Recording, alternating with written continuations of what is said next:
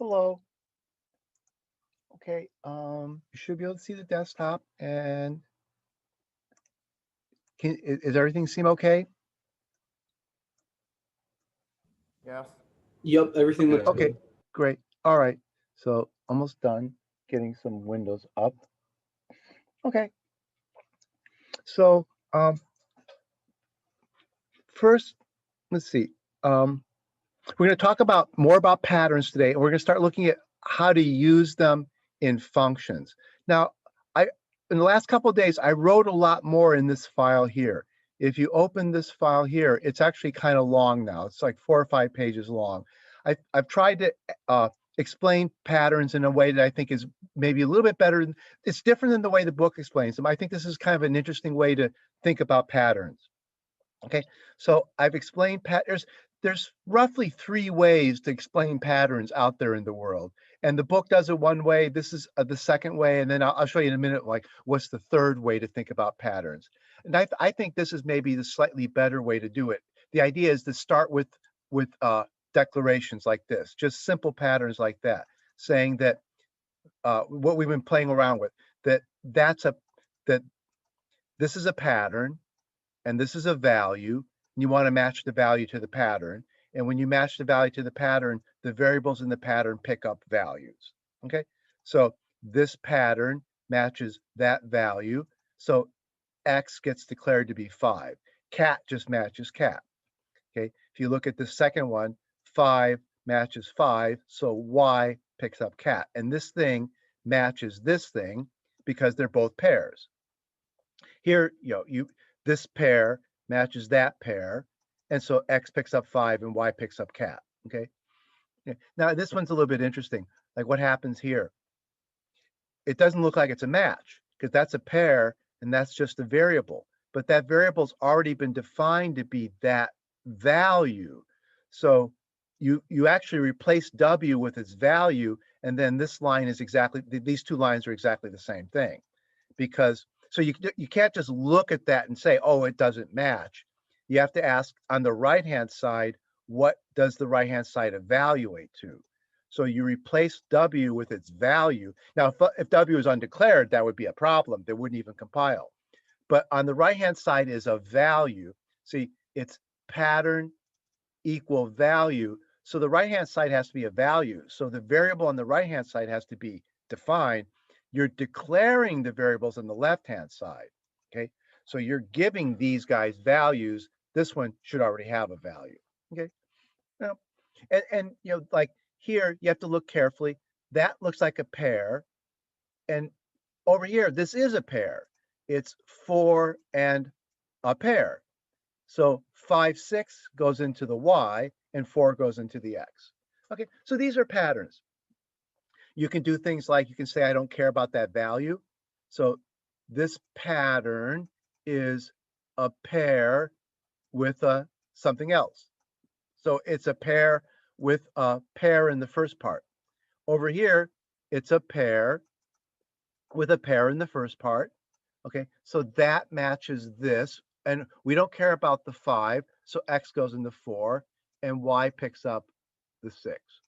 Okay, and you just match the structure of the left with the structure on the right, and if they match, then this thing picks up the value on the right. Like here, this is a pair. X is the first thing in the pair. This is a pair. 4, 5 is the first thing in the pair, so X is the pair 4, 5. Then this matches that pair. You don't care about the first item, you don't care about the 5, so Y matches the 6. So X now picks up that value, and Y picks up that value. Okay, and now this is not especially useful way of using pattern matching, but it's a good way to explain what's going on with pattern matching. Just saying, here's a pattern, here's a value. Now analyze the pattern and the value and see if they match or not. Oh, here's one that fails. This one failed because this is a pair and that's a pair. This is a pair and that's a pair, but this is a pair with X in the first thing, so 4 goes in X, but this has got that pattern. The pattern is that value, and that value is not that value. So it fails there. It fails because that is a pattern. It's the pattern that only matches 0, so it doesn't match that thing. So the failure was there. Okay, so this is a good way to learn about patterns, because you have to think hard about what's the pattern, what's the value, do they really match up? And if they match up, how do I match the variable with a part of the pattern over here? Well, that's why JavaScript calls these things deconstructing assignments.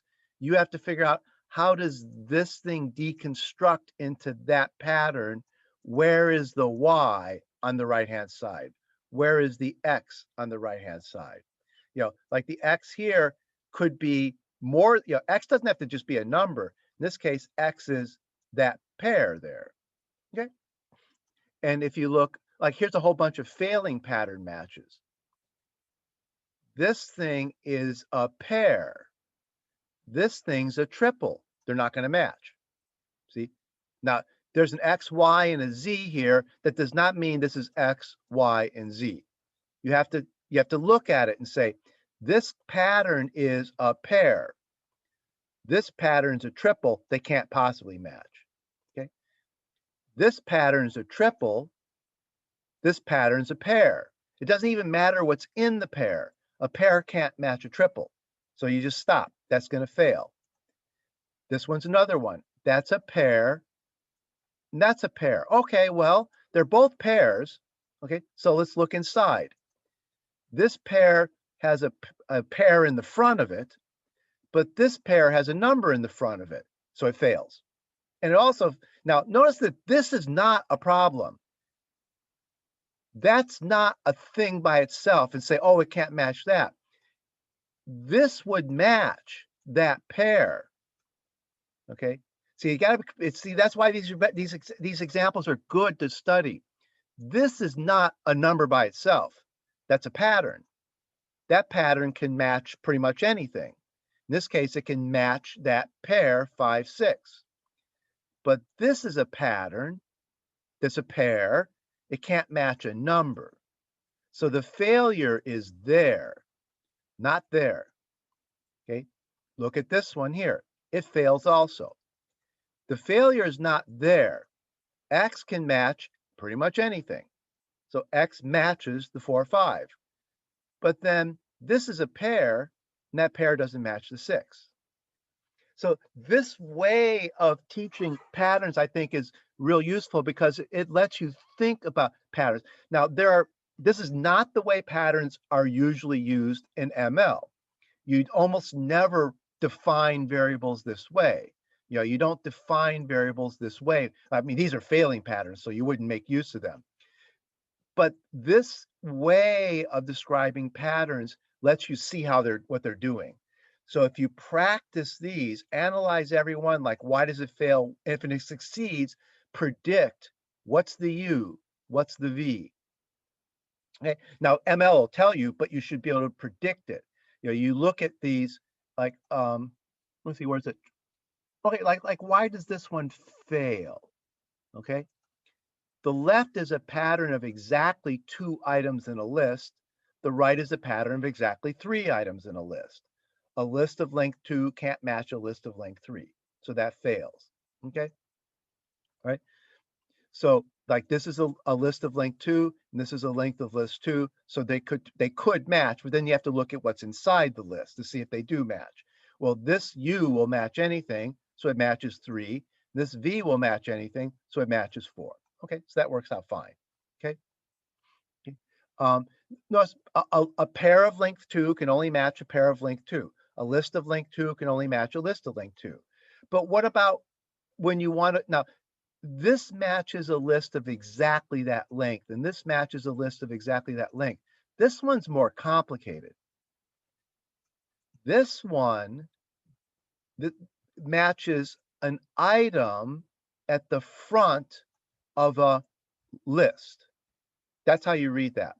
An item at the front of a list. Okay, do we have an item at the front of a list here? Yes, we have 3 at the front of 4, 5, 6. So this, or another way to read this is head, tail. When you read the cons operator, you read it as head cons on to tail. Okay, head cons on to tail. Okay, so that matches. Okay, this one you read it as head cons on to. Now you got to be careful. That's not the tail here because the cons operator is right associative. So this is actually grouped like this. So this is U const on to that tail. But that tail is V const on to that tail. So what this is U in front of V in front of the rest of the list, the tail. So this is U. So this is a list of at least 2 items. This is a list of at least 1 item. Another way to read this, there's 3 ways to read this. U const on to V. Okay, then you can say, well, it means head const on to tail. Or you can say, this is a list of at least 1 item. Okay, it's a list of at least 1 item. That's the U. And then this is everything else. This is a list of at least 2 items. The first item, the second item, the rest of the list, which I don't care about, so I'm not going to name it. That'll give me U is 3, V is 4, and the rest of the list is 5, 6, but I'm not naming it. I don't care. The next pattern names the rest of the list. U is 3, V is 4, W is the rest of the list, 5, 6. Okay, right. This one is saying I want U in front of V, in front of W, in front of the rest of the list, which should be empty now. See, this says I want U in front of V, in front of W, in front of the rest of the list being empty. So that means this is a fancy way of saying I want a list of exactly 3 items. Okay, that's actually this line up here. Okay. Okay. I meant to put a note on there. I forgot to write that this line here is exactly the same thing as, where was it? This line here. It's a list of 3 items. It's a fancy way to write a list of 3 items because you're saying that the rest of the list, the tail, is empty. So there's 1, 2, 3 things on an empty list. So that matches this. Okay. This one fails. Okay, why? It's saying 1, 2, 3 on an empty list. So that means that's a list of exactly 3 items, but the list over here has 4 items. See, the failure is right there. U matches 3, V matches 4, W matches 5, but now I've got a constant thing. I have to match the empty list. But at this point, I still have 6 left as the tail. The 6 as a tail doesn't match an empty tail, so it fails on that guy there. Okay, so this kind of pattern matching is real straightforward. It just says, look at that single line of code carefully and tell me either why it matches or why it fails. And if it does match, tell me what that piece is, what that piece is, and what that piece is. Okay? So this is good practice for understanding patterns. It just takes patterns and makes them an idea by themselves. Now, where patterns are really useful is when you define functions with them. That's what we're going to talk about in a minute. And that's the way the book explains patterns. The book just jumps into functions and uses the patterns in function definitions. And that's the way a lot of the books do it. But I always found that was, especially when I found that people had a hard time separating what you're doing to define the function from how you're using the pattern. It just gets kind of blurred together. Okay, and then I realized that other people seem to have agreed. There's some books that teach it this way. Patterns as their own idea. But the trouble with this, and some people don't like it, is because you don't ever use patterns this way. You don't declare U and V this way. It's just not used this way, but it's a great way to understand patterns. Okay, so you can quibble that this is not how people write ML code, but this is, I think, the most direct and easiest way to grasp what patterns are. And then you can start saying, now I can start, now then it becomes a little bit easier to see what's going on when you use them in function definitions. Okay, so all of this is saying a lot about about just this is all about patterns without even doing function definitions. Now, at some point I say, uh, I didn't finish this yet. Here's an empty spot. Here are several examples of functions defined using patterns, and I haven't written the examples yet. Okay, so you kind of just skip over that part. Okay, but the rest of this is really just about patterns by themselves. Okay, how you use patterns.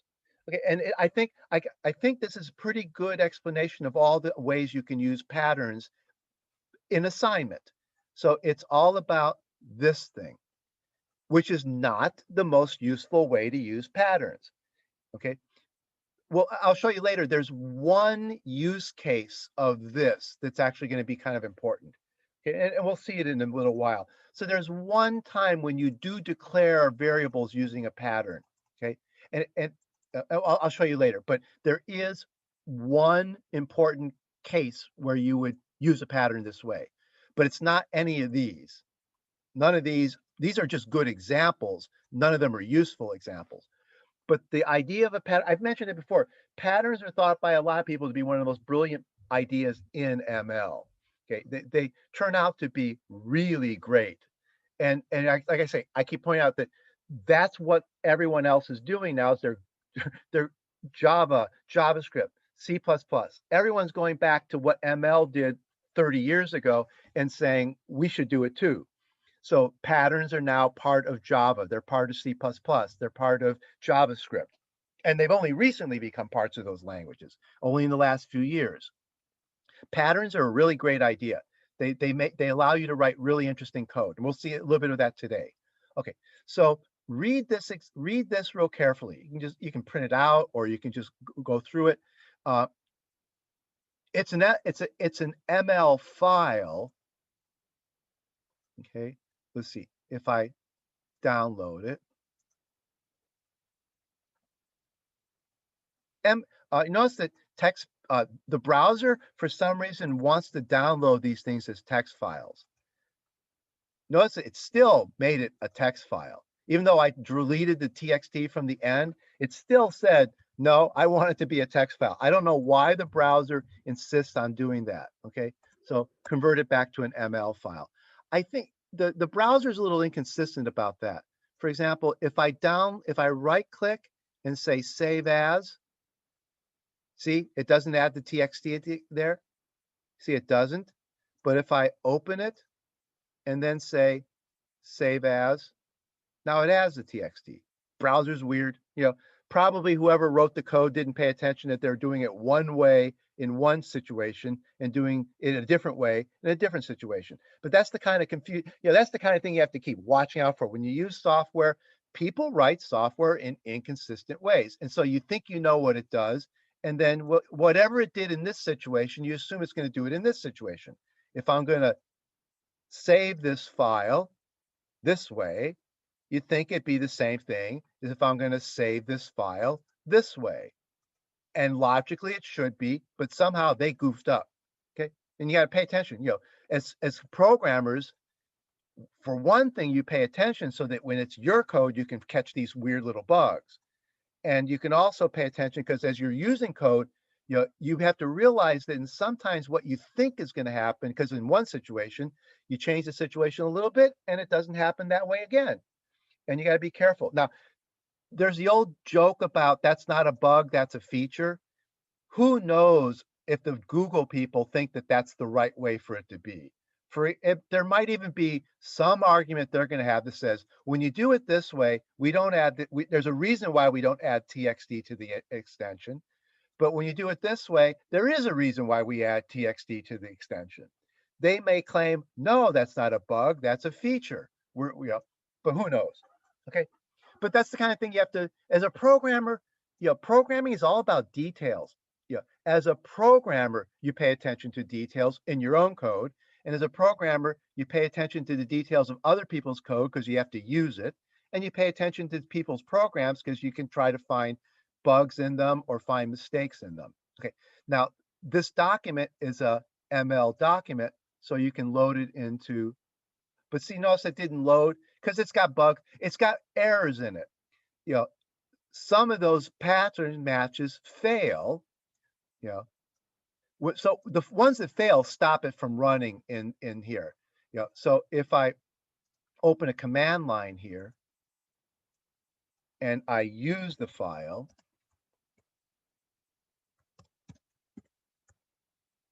okay. Well, I didn't open. I'm sorry. I opened a command prompt. I have to open up the SML first. Okay. Now I'm in the interpreter. Now I can say use.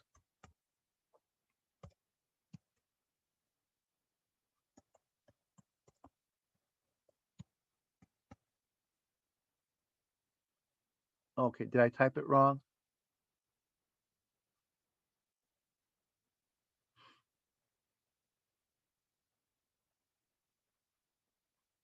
Oh, yeah, I did type it. I misspelled it. There. You can see where the first error was on line 42. So if you want to look at this example in the interpreter, when it got to, well, it doesn't, no, the browser doesn't show me line numbers. So I'm better off opening this thing in a text editor. Okay. The browser, the interpreter found its first error at line 42, and that's here. See, that was the first failure. Okay. Well, yeah, you could fix the failure or you could comment out the line of code and then continue on and see what happens. Okay. So it is real code, but it purposely has errors in it. So the interpreter will only run it up to the first error. And then you could fix the code so it can go on, or you could comment out the line of code.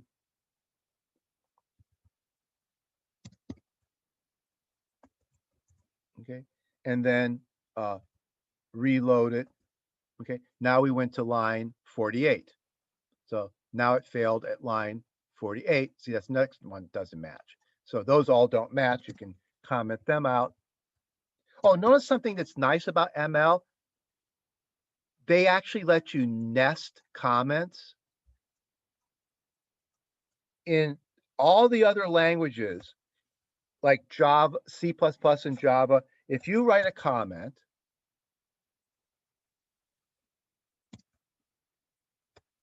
and then you write some code,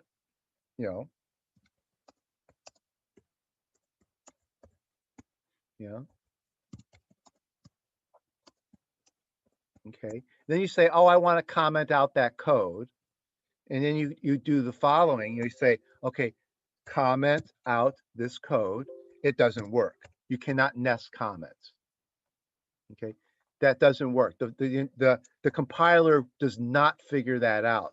The compiler says this opens the comment, this closes the comment goes here, code, what the heck is this thing? Compiler error.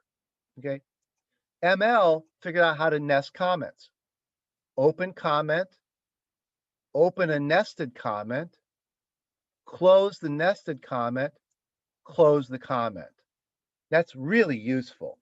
I don't know why the Java people don't fix that. I mean, they know how to write a compiler that can nest comments, and I don't know why they just they leave it this way. It becomes a nuisance. So if you need to comment out something like this, you have to either comment out those. You either have to do weird things, like you can comment out that line, so then the comment begins here and ends here, or you can just start doing weird things, like you can start another comment there and then end it there. all kinds of people jump through hoops to try to comment out large chunks. This is important when you want to block out like 100 lines of code. When you're doing, a lot of times, it's not a big deal if I'm trying to do 3 or 4 lines of code, but when you try to block out like 100 lines of code in a Java program or 50 lines of code in a Java program, it ends up being really hard to do because you can't nest comments. You can't comment out a comment. The ML people figured this out a long time ago, and that's that they let you nest comments. So there's no problem with that, which is great. It's a very useful feature to be able to comment out. See, I did it here. See how I could just do it here. Notice that TextPad doesn't really quite understand that. TextPad itself isn't as smart as ML. See, it didn't color code that quite right because the TextPad editor is getting goofed up by the nested comments. So see how it's color coded wrong. That shows you that TextPad doesn't understand the nested comments very well. TextPad says beginning a comment, end of comment, and doesn't know what this is. So it color codes it wrong. See, it's color coded wrong. And then it does the same thing here. Beginning a comment, end of comment, ML, the TextPad thinks that's code. See how it's color coded? TextPad thinks that's code. Begin a comment, end a comment, code, begin a comment, end a comment, code, begin a comment, end a comment, and TextPad doesn't know what this guy is doing down here. So it color codes it wrong. Now, luckily, ML's smarter than TextPad. Okay. A lot of text editors also don't know how to do this right. So ML knows, the ML compiler handles nested comments properly, but even a lot of the text editors out there don't. If you've got Visual Studio, I haven't tried this in Visual Studio Code. I haven't tried using the Visual Studio Code version of I don't know if there is even an extension for Visual Studio Code for ML. I don't know if anyone's gone to the bother. They may have because F# is a version of ML. Hey, but I don't know if Visual Studio Code has got an extension for ML. But so now I've commented out those guys. If I reload, the next problem is at line 54. Okay, see, there was another failure. But notice that ML had no problem with the nested comments. Unlike TextPad, unlike Java, ML doesn't have a problem with nested comments, which is great. Okay, all right, so go through and if you step through the code, the thing is you can verify that you understand how these things match because ML tells you how everything matched. So you can see what the matches were, okay? You can see how everything matched, okay? All right, so you should be able to, these are simple enough that as practice, you should be able to do every one of these matches yourself. You should be able to predict when they're going to fail and when they're going to succeed, and you should see exactly what they match as, okay? All right, now let's start looking at how we could use patterns in defining functions, okay? And that's how the book just starts with patterns.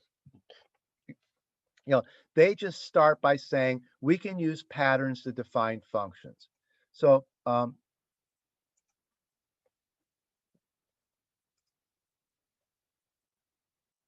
me open a.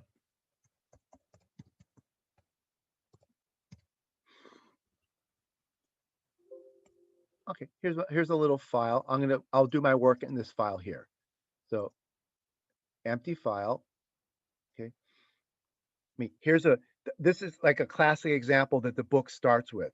I want a function f that takes in an input. Well, I'm going to instead of writing that f takes in an input, I'm going to say f here. Here's how I read it. The function f on this pattern gives me this answer.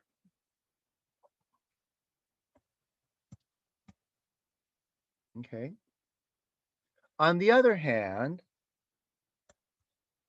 the function on this pattern gives me this answer. Okay. And on the other hand, these are called clauses. What I'm writing are clauses. On the other hand, the function on this pattern gives me that answer. Now, what I'm writing are patterns. Now, these are the simplest kind of patterns. See, those are patterns that only match themselves. Now, how's that going to get used? Okay, now, f of 1, that's a function call. I could write it this way. I won't write it that way because I don't like to write it that way. That's Java. I mean, it's valid ML, but that's not function call. Does anybody remember what's that? What role is that parentheses playing? Grouping. Grouping. It's not the function call parentheses like in Java. It's an unneeded grouping. You know, if I wanted to do this, suppose I wanted to call f on 1 plus 2, oops, which is this, let's see, no, 0 plus 1. Okay, 0 plus 1 is 1. That won't work because that will be, well, actually what it'll do is it'll say f of 0, compute the result, and then try to add 1 to it. And the result here is going to be a string, and a string can't be added to 1. So it's going to actually not, it's going to give me an error. So in this case, I need the grouping to say that's f of 0 plus 1, but that's grouping, not parameter passing. Okay, that's not Java.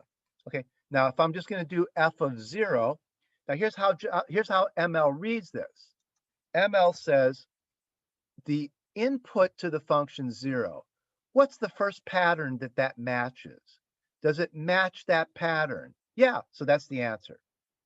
Okay, so the pattern matching happens if we go back and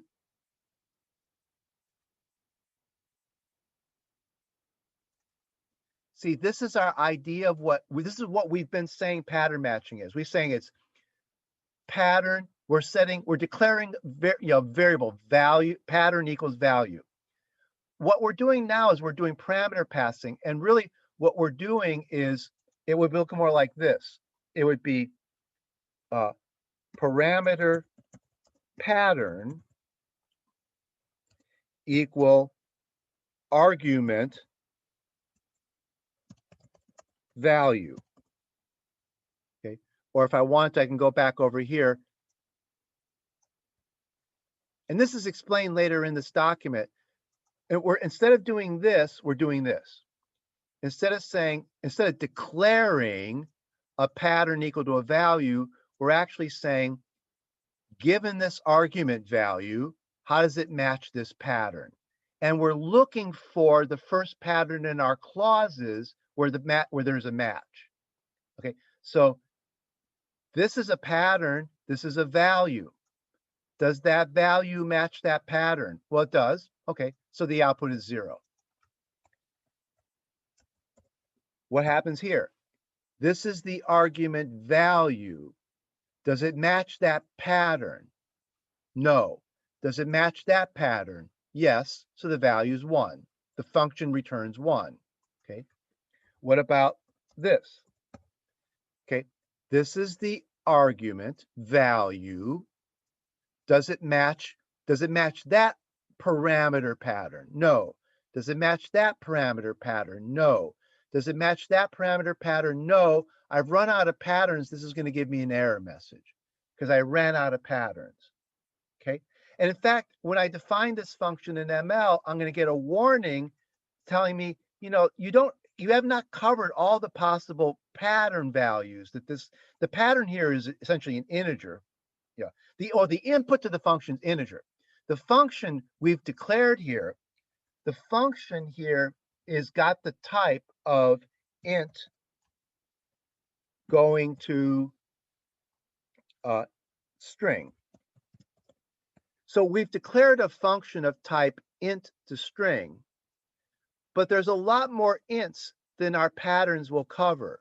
So we're going to get a warning that this function is leaving some patterns, some values unmatched.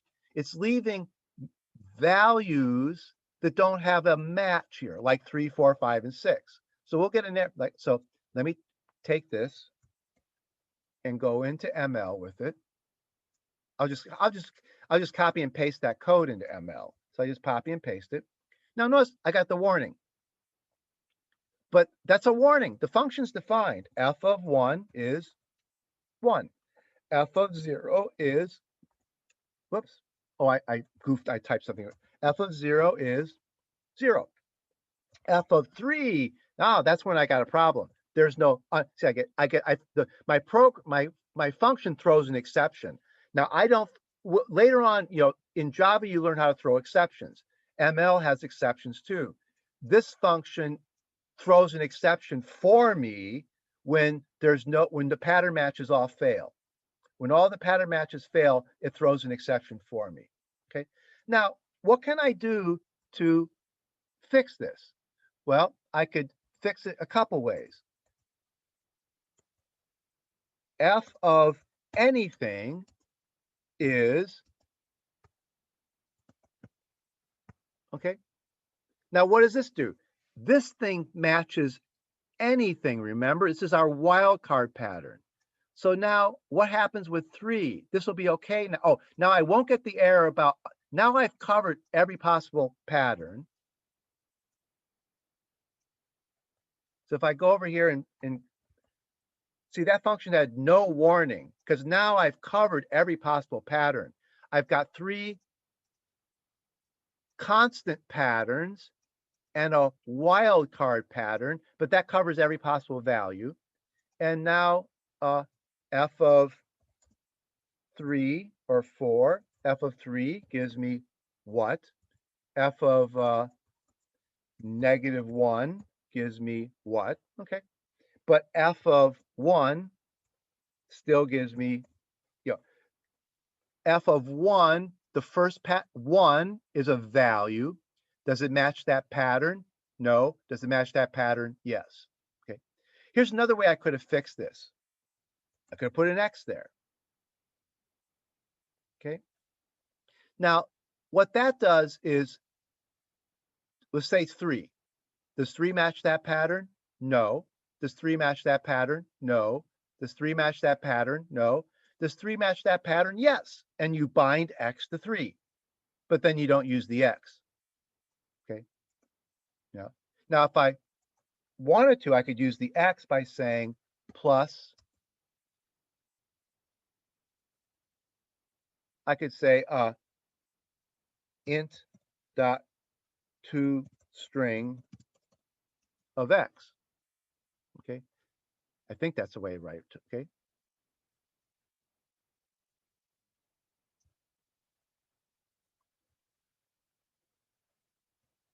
Oh, let's see.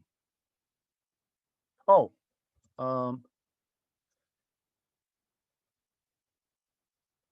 what do I make? Yeah. What am I doing wrong? I'm doing 2 mistakes. Maybe tell me, see, start debugging. Use the plus instead of a caret. Pardon me? Use the plus symbol. Pardon? I can't, say again? Use the plus symbol. The plus symbol? For 2 strings. I'm not sure what you're saying. You use the plus between a string and an int. Yeah, so what should I use? Concatenation. Yeah, concatenation. See, I'm used to Java. In this language, concatenation is up arrow. Okay. Now that's one. Now the other possible error. Can we see another possible error?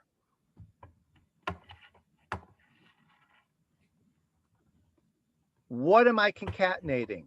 I want to concatenate the result of that function, but I have to worry about the order of operations. What if it's concatenating that thing there? Sometimes the order of operations can be weird. If I want to be careful, I think this is correct now, but I could say grouping like this to say concatenate the result of the 2-string function. I actually think it's okay without, I think, because function application has higher precedence than almost any other operator. So the order of operations, I'm pretty sure here, is call the function, then call the operator. Okay, so let's try this again. Okay, see? Now, f of 1, okay, f of 3, what 3? Okay, okay. Now, if I use the wildcard there, I can't use the, if I use the wildcard there, I can't use the input on the right-hand side. If I match it like that, then I can say, oh, then I can use that parameter, that argument on the right-hand side. Okay, so these by themselves are a function, but the function's got problems because it doesn't match every possible input. The function's from int to string, but the pattern's only covered a few of the ints. I really, you want what ML calls an exhaustive pattern set of patterns. Okay, you want these patterns to exhaust all the possible input values. Okay, now what's really different between this and what we did over here was over here we just used one pattern at a time and matched it. With function definitions, what we almost always do is have a sequence of patterns that we want them to fail. See, over here, failure was bad. Failure caused the interpreter to just stop. But failing patterns is important. In fact, that's one of the things that's a little bit misleading about doing this way of thinking. This way is really good for learning what patterns are, but it gives you kind of a misleading idea. It makes you think that the failing patterns are bad. That, you get the feeling that, oh, failing patterns are bad because they stop my program from running. But that's not what happens over here. Failing patterns mean go look at the next pattern. Failing pattern means go look at the next pattern. Now, it is a problem if all your patterns fail. Then you've got a problem, just like over here, okay? But you should have an exhaustive set of patterns so that you can catch every possible input value. That's one of the tricks to programming is to get all the, make sure you have patterns that get all the possible input values, okay?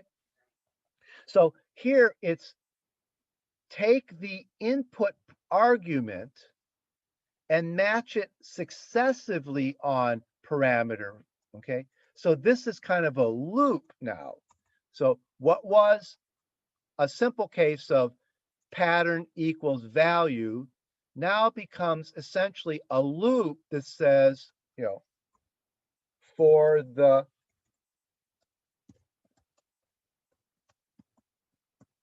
next pattern, try to match the pattern, or better yet, while pattern fails, while parameter pattern fails, while the parameter pattern fails, go to the next parameter pattern. Okay, something like that. It's a loop. If this parameter pattern fails, go to the next parameter pattern, go to the next parameter pattern. But the right-hand side is always the argument. So this is held fixed. You've got this argument value, and you're holding it fixed, and you're looping on the patterns until you find one that succeeds. So while the parameter pattern fails, you try to move to the next parameter pattern.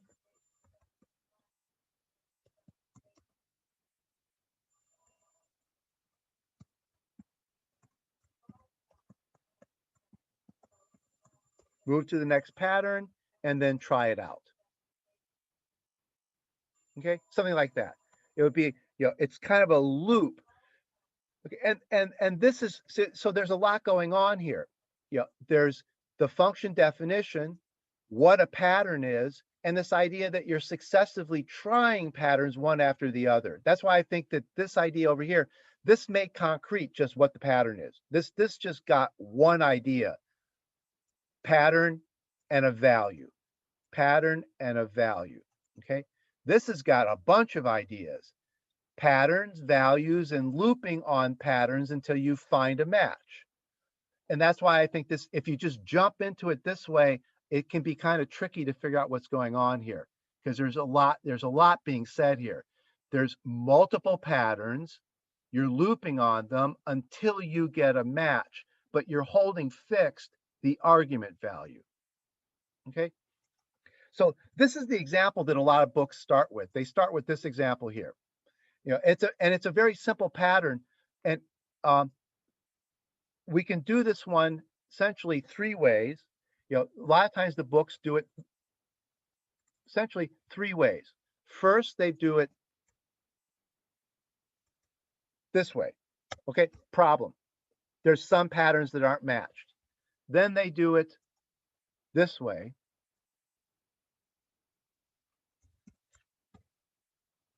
With a wild card there. Okay, now there's no problem. We match every pattern. And then they kind of do it this way, say, but you can also give your pattern an argument. See, now we're in the case of the patterns that have arguments in them. Okay, so we've gone, notice that they go from constant pattern, which is the simplest kind of pattern, to wildcard pattern, which is the next simplest kind of pattern, to a variable pattern. So they think, oh, look, we're explaining everything about patterns. We did a simple a constant pattern, a wildcard pattern, and a variable pattern. But there's a lot going on here. You know, to me, that's, you know, I've seen this in book after book on ML. You know, this sequence of examples, and whoever wrote the book thinks, boy, this really explains everything, because I've done, you know, I've done everything that's interesting. Constant pattern, wildcard pattern, and variable pattern. Okay, but it's kind of weird that there's a lot going on there. Okay, yeah, it takes a lot. There's a big leap from this stuff to understanding what we mean by patterns. Okay, now let me comment out. So to make this a valid ML file, comment out that stuff. Okay, all right, now it's a valid ML file. But I've got three different versions of it. If I wanted, I can call this F1, F2, and F3. What happens when you do this is this function hides that one, and then this one hides that one. So ML doesn't care if you do this. You know, this is a valid ML file, but when I get down here, this is the F I'm using. You know, that's not the case in Java. In Java, you know, if you do something like int I equal 1, int I equal 2, int I equal 3, Java complains. You're not allowed to redefine variables. ML basically just says there's three I's. This one hides that one, and this one hides both of those. And from now on, I is just that one here. So ML, and I can do that over here. See, I can go over here and I can say val I1, val I2. ML doesn't care. Let's see. Oh, I didn't even type it right. Val I equal 1, val I equal 2, val I equal 3. Okay, now what's I? I is the last one. I can't get back. The other ones I've lost. They actually, there are three I's in my program right now. Okay, in an official definition of ML, my program has three variables named I. Okay, and two of them are hidden from me at this point, and only one of them is available. And later on, as we do more ML, we'll see that there's no way to get back to this I here. It's there, but we'll see we'll see evidence that ML is actually keeping all of these variables around. Okay, so ML does not care if you redefine I, because technically you're not redefining I, you're creating a new I. Java here says this is trying to redefine I. It's not creating a new I, it's redefining I, and it won't allow that. Okay, ML takes a different point of view. you're not redefining I, you're creating a new I, and you just happen to have two I's now, but one of them is visible and one of them's hidden. And at this point, you have three I's. Two of them are hidden and one of them is visible. So if I do this with a function, I get the same kind of thing. I mean, if ML doesn't care, I've got three functions, all called f. Two of them are hidden from me at this point. You know, when I get down to here, one of them is visible. If I want, I could do something like the following. I could say, what's f of 3 here? That's that f. I could say, what's f of 3 here? That's that f. And I could say, what's f of 3 here? That's that f. So I could use that f at this point, and I could use this f at this point, and I could use this f at this point. Notice that this will give me an error. This will give me what, and this will give me what 3. Okay. All right. So this is a real basic, simple example of a pattern, using a pattern to define a function. Okay. Let's look at some more elaborate examples. Okay.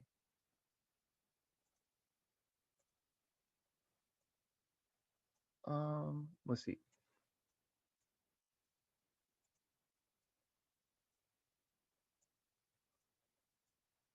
I had a list of functions. Oh, it's in this folder.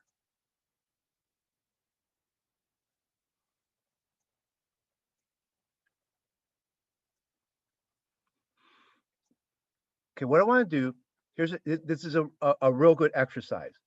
Here's a bunch of functions defined not using patterns, and I want to translate them into patterns. So this is going to be an exercise. Okay, translate each one of these guys into a more readable. Well, we'll see that some of them it doesn't really matter, but some of them become much more readable when they get translated into pattern. Okay, so like, what does this function do? Well, first I have to figure out what x is. It's the input. Now I have to look over here and say, what am I doing with x? Well, I'm adding 1 to something. Well, what am I doing with x? I'm taking the head of it. Well, if I'm taking the head of it, it's a list. But if I add 1 to what's in the head of the list, that means that what this list has to contain is an integer. So x is a list of integers. So if I wanted to, I could annotate that now. X is an int list. Okay, so I mean, I can now ML knows that I don't have to annotate that, but X is an int list. Okay, now I figured that out. I'll delete that because it's not really needed. I get that by doing my type inference. X is this tells me X is a list, and then this tells me that what's in the list has to be integers because I'm adding 1 to it. If I do that, what is it now? What's X?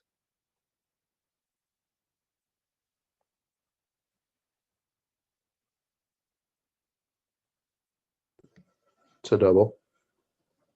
No, X is not a double. No. First of all, in ML, they're reals, not doubles. X is what? A list of reals. A list of reals. Yeah, because this one tells me it's a list, but it doesn't tell me what it's a list of. This just tells me it's a list. But then since I'm taking the first item in the list and adding a real to it, addition takes 2 reals or 2 ints. Since this is a real, this one must be a real. So that means that the list is a list of reals. Okay, so I can work my way backwards and get it that X is now a list of reals. Okay, and now it's a list of ints. Okay, now what is this function doing? The function is taking a list and adding 1 to the first item in the list. Okay, so let's write that as a pattern. The function f1 takes in something that would be x at the front of a list of x's. And it gives me 1 plus x. Okay. Okay. Now, in this case, that's a little bit more clear. Now, first of all, right away, I know I'm working with a list. Now here, how did I know I'm working with a list? Well, I had to go over to the right-hand side and scan for how x is used. Now, this is a simple function, but if this function was 10 lines long, it's not fun to go look for the x in the body of the function and try to figure out how is it used. Notice that the pattern tells me, oh, it's a list, because it's going to be x in front of something, the tail. So this is head and tail. Okay. Now what do? Add 1 to the head. Okay. So that now this tells me, oh, it's a list of ints. Okay. Now, okay. Let's take this and put it into the interpreter. Okay. So there's the function that takes an int list, and f1 of 1, 2, 3 is going to add 1 to the head of the list and give me back 2. Okay. Now, here's the pattern way of writing it. Okay. Now, notice that my grouping is not right. This actually said f1 of x. Okay. So I need to group this and say it is f1 of x in front of x's. So I need a grouping here. Okay. So now let me try it again.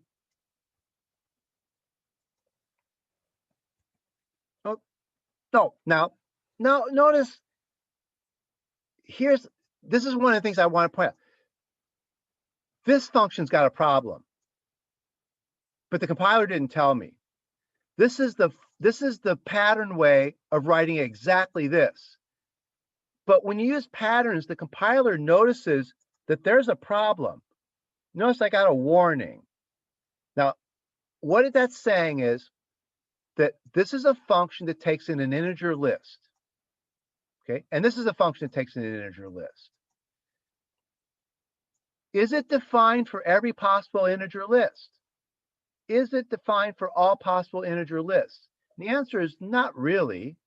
Okay, it won't work on a list of length 0, because on a length of list 0, this blows up. There is no head of a length of list 0. So this function's actually got a problem, but the compiler didn't know that. But when I use the pattern definition, the compiler notices that I left off a pattern. This is the pattern of an item in front of the rest of the list. I didn't write a pattern for the empty list. When you use patterns, the compiler actually notices more about your functions. So let's go back to the original one. Okay, go back to this one. Seems okay. What's f1 of the empty list? Blew up, uncaught exception. My function wasn't well defined. Okay. Okay, we'll fix it in a minute. We'll see how to fix it. Now, the other F1's got the same problem. This F1 has got its exact same function. It's got the exact same problem, but the compiler warns me that I've got a problem, and then I find out, yeah, if I do F1 of the empty list, that's where my problem was. Okay, so now let's fix it in both of these. Okay, here's how you fix this one. F1 function f1 of x is, well, start writing if statements. If null x, then 0. Okay, I have to decide, what do I mean by adding 1 plus the head of a list when there's nothing in the list? Yeah, I'll just go ahead and say, oh, I'll return 0 here. Okay. Okay, so if there's nothing in the list, I can't add anything to it, so I'll return 0. Else, now I'm in the case where it's not null, so now I can do the 1 plus head of x. Okay, now I'm getting stuff that's even more unreadable. Yeah. Now, what is x? Well, okay, now you have to kind of look here and look over here, and you have to start thinking about what I'm doing with x. Now, if I go over here, okay, f1 of 1, 2, 3 works fine. F1 of the empty list doesn't give me an error, it gives me 0 now. Okay.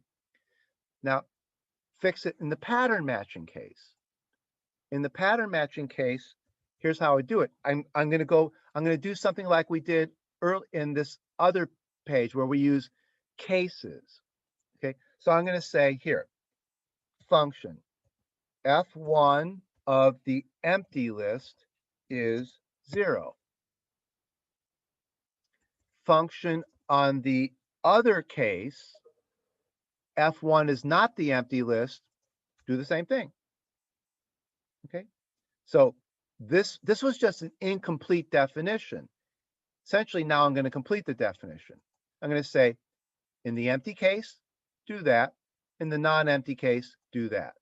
Okay, so if I take this and go over here, I won't get any compiler warnings. F1 of the empty list is 0, and F1 of a non-empty list does what I want it to do. Okay. This is considered by almost everybody these days way more readable than that. Okay.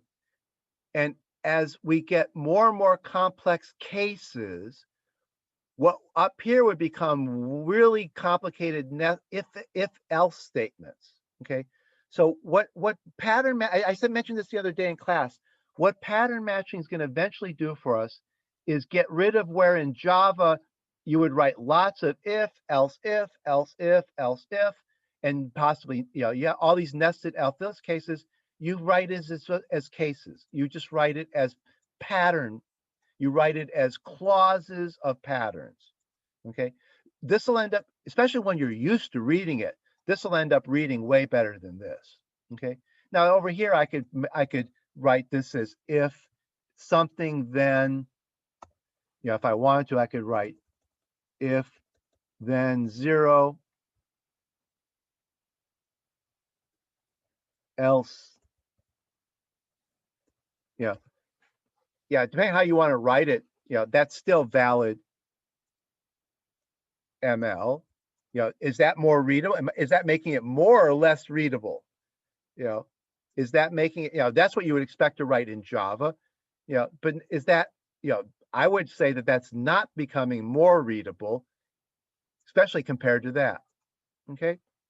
So this one's got a problem that the compiler didn't even notice. Fixing the problem looks like that. This one is exactly that one, but the compiler notices that this has got an incomplete pattern, and fixing it is very easy. Okay. Now let's look at the next example. Here's something defined without patterns, just says f of something. Okay, what is the something? I don't know yet. Okay, well, I take the head of it. Okay, if I take the head of it, it must be a list. Okay, so X is a list. I'm adding, so I'm going to probably have a list of numbers. Let's see. So this is probably a list of ints because I take the head of it, then I take the head of the tail of it. Well, if I'm taking the head of the tail, that's the second item in the list. So I'm adding the first item in the list to the second item in the list. That's my return. So my function takes a list of at least 2 items and adds the first item in the list to the second item in the list. Okay. Go over here and try it out. Okay. No warning, but there should be. F2 of 1, 3 is 4. Okay. F2 of 1, 2, 3, 4. It takes the first 2 items in the list and adds them together. Okay. If I make the first item in the list of 5, it's going to add 5 and 2, give me 7. But blows up because I didn't say what to do when the list has length 1, and I didn't say what to do when the length has length 0. Okay. So this guy was actually incomplete. He's actually incomplete, but the compiler doesn't know that. Now let's directly turn this guy into a pattern. Function F2. Now, the direct thing would be it's a list with X in the front, a Y second, and then the rest of the list. Okay, there's the nice way of saying, now, this is less obvious, but what I'm doing here is I'm taking the head of the list. So that's this guy. The head of the tail was the second item in the list. So I'm going to make that Y. And then there's the rest of the list. And then what am I returning? X plus Y. Okay. So there's the pattern version of this guy. These two are exactly the same function. They are exactly the same. But ML is going to notice that this, well, ML is going to right away warn me, you got a problem here. You're using patterns, and the compiler can see that I don't have an exhaustive set of patterns. When I use these guys, the compiler has a lot of trouble analyzing this.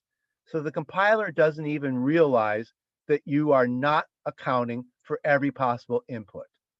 When you use patterns, the compiler is way smarter. The patterns not only give you cleaner looking code, they actually give you the compiler better tools to work with.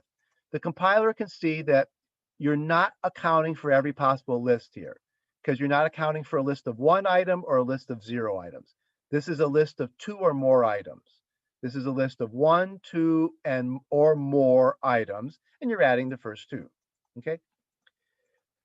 How do you fix this one? You fix this one by writing function f2 of x is, now you just start doing ifs. If null x.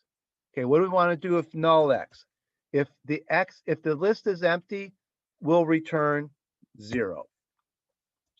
Else, if, what's the next case I have to worry about? If null of the tail of x.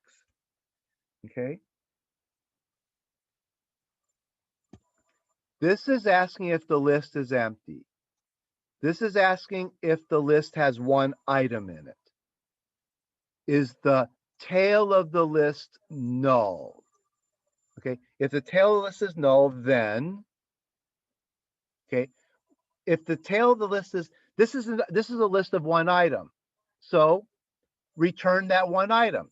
So what we'll do is, if a list has nothing in it, we'll return 0. If the list has one item in it, we'll return the one item in it. But the one item is now the head of the list. Okay. Else, okay, now we're in the case. Now, the list is not empty. The list is not one item. So now the list is 2 items. So now we can do that part there. Okay. Okay. If it's null, if it's empty, 0. If it's one item, return the one item in the list. Otherwise, finally, we have the case where there's at least 2 items. So take the first item and add it to the second item. Okay. That should, I think I typed that all right.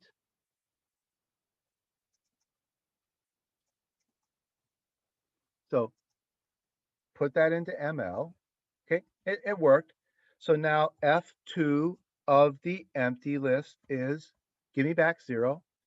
F2 of a list with one item now works. And F2 of a list with more than 2 items, 2 or more items works. But notice how I've gotten to something that's really unreadable. Now, if I want, I can start trying to format that better. If X is null, then 0. Else, if, then that. Else. Okay. There's written in kind of like nice Java-like formatting. If it's the empty list, 0. If it's a one item list, return the head. If it's now I'm in the case where, if I want, I can start putting comments. Else, now this is 2 or more items in list in X. Okay. This is how you would start writing. If this was Java, you'd be doing this. You'd be commenting what you've gotten to at this point. Okay. All right. So fix it now. Now let's fix this one. fun F2. Okay. What do we do when we get an empty list? We return 0.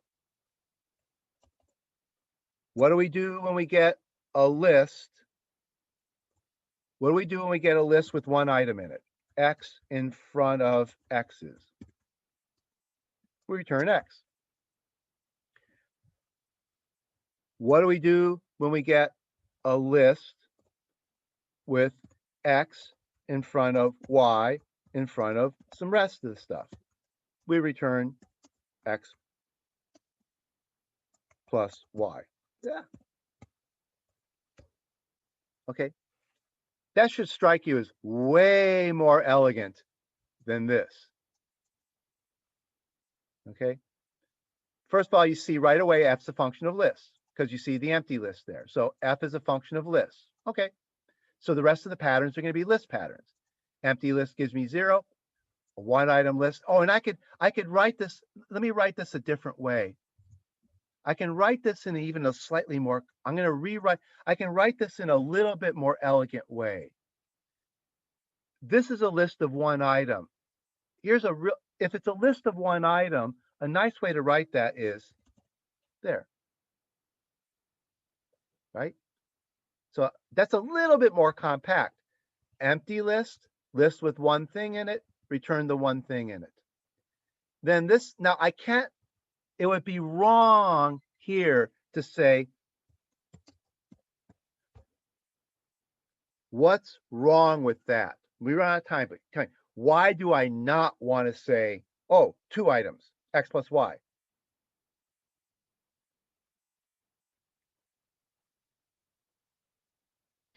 Then it can't handle a list of 3 items. Yeah, because I've said the pattern is a list of exactly length 2. This pattern's not the right pattern to use here. This pattern was okay because I meant the case of a list of length 1. This pattern only handles a list of length 2. So I really should use that more sophisticated pattern that says an item in front of an item in front of the rest of the list. Okay, and this is, so that's a slightly better version of this. Since this was a list of exactly one item, I could just say a list of exactly one item. Okay, that is way better than that.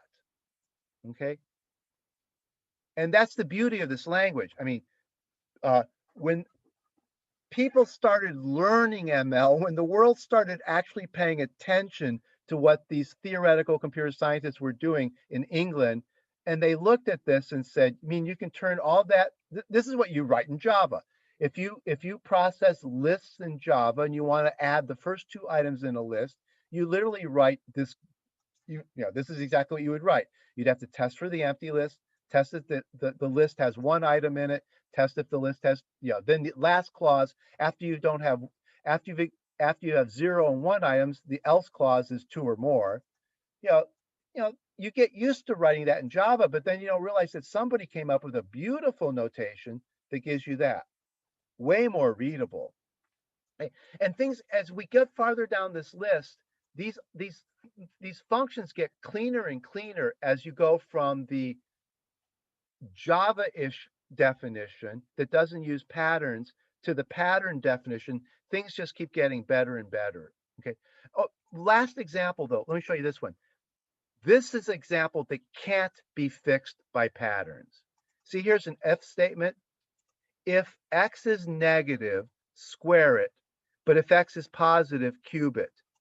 That's not a pattern. That's a condition. That's a real condition on the variable. Okay, that's a number. And if the number's negative, I want to square it. So these were ifs that were asking the structure of the variable. Those can be turned into patterns. This is asking about the value of the variable. This cannot be made better by pattern matching. So this is an example that can't use. Okay, now if in ML you leave it written like this. The Haskell language came after ML. Haskell found a way to make this thing look better. And Haskell has something called guards, which ML doesn't yet. I don't think ML has guards. But there's a nice way to write this one in Haskell where it's still better than this. Haskell can write this in kind of a nice way. There's a way to make patterns even more sophisticated than ML's patterns. So Haskell has patterns and guards. I don't think ML has guards. We'll see. Well, it's been a while since I've been using ML, so I forget some of the details. But and also lately I've been using Haskell more than ML, so I got things mixed up between the two languages. But Haskell has guards, and that you can rewrite this function in Haskell in a nice way. Okay, but in ML, there's a fundamental difference between just asking, is the parameter negative or positive? That's not a pattern. There is no pattern for negative numbers versus a pattern for positive numbers. Patterns are about the structure, not the value itself. Patterns are about how a structure is built, not what's in the structure. Okay, so there's a subtle difference. All these have to do, all the ifing here has to do with the structure. Okay, and that can be done with patterns. Okay, so that can be made elegant through patterns. Okay, so when we come back next week, we'll kind of look at some of these others. We'll look at some, and you can try these. I'll put this up on the course website. Okay, you can try these. You can try converting these guys to patterns, and the code will end up looking nicer. The code for the pattern version should be nicer than the non-pattern version. This one's using a type, but not a pattern. And this one's using just a variable, and this is just a variable. Okay, so you can see here how it has to do a lot of stuff with the variable, and all that. A lot of what's being done over here can be simplified a lot with a pattern. And most of these actually are not fully defined functions. They have problems that when you write them with patterns, it's a lot easier to fix the problem. Remember, we did two things with the patterns. We wrote the code in a more elegant way, and we also fixed it. Okay, if you think about what we started with incomplete functions, and the compiler didn't even know that. That's important, that we started with incomplete functions, and not only did they're hard to read, but they're incomplete. Okay, so we'll stop there. There's some practice problems here to try for you to try out. These are practice problems.